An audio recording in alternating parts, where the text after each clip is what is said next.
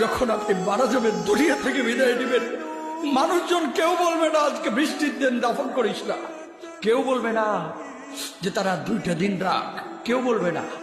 কবরের মধ্যে যখন নিয়ে যাওয়া হবে, আপনার স্ত্রীর কথা মনে পড়বে, আপনার সন্তানের কথা মনে পড়বে, আপনার বাবার কথা মনে পড়বে। সবচাইতে বেশি কষ্ট আপনাকে যে জিনিসটা দেবে, কি নিয়ে কবরে ঢুকলাম, কেন সুদ খাইছিলাম, কেন ঘুষ খাইছিলাম, কেন কবরের জিন্দেগির জন্য প্রিপারেশন নেই নাই।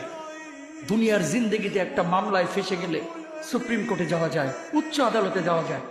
আখিরাতের জিন্দেগিতে কোনো মামলায় ফেসে গেলে পালাবার কোনো আর পথ নাই। চলে যেতে হবে। দালান ঘর, বাড়ি ঘর, টাকা পয়সার জন্য পাগল হয়ে থাকে আমরা, কিন্তু এটা আমার আসল ঘর নয়।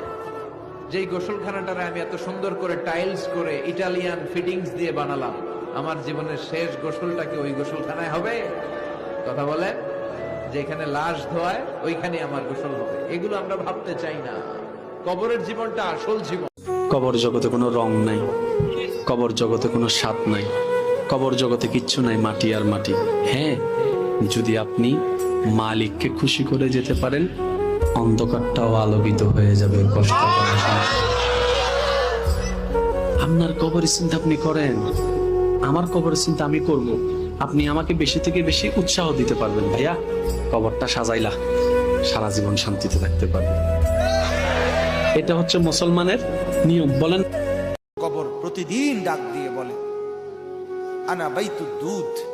প্রত্যেকের কবর প্রত্যেককে ডেকে বলে, ও আল্লাহর বান্দা, জানো আমি পোকামাকড়ের ঘর, পোকামাকড়ের ঘর।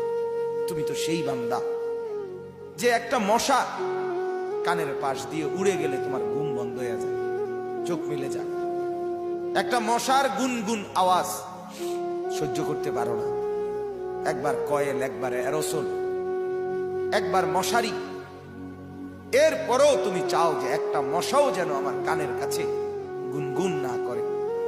তো 5 ঘন্টার ঘুমের জন্য, 6 ঘন্টার ঘুমের জন্য বান্দা এই যত্ন নিলা, অনন্তকাল কিংবা বছরের পর বছর কবরের যে ঘুম দিবা, পড়ে থাকবা সেই ঘরে, পোকা মাকড়ের ঘর, সেই ঘরে তুমি ঘুমাইবা কেমনে, থাকবা?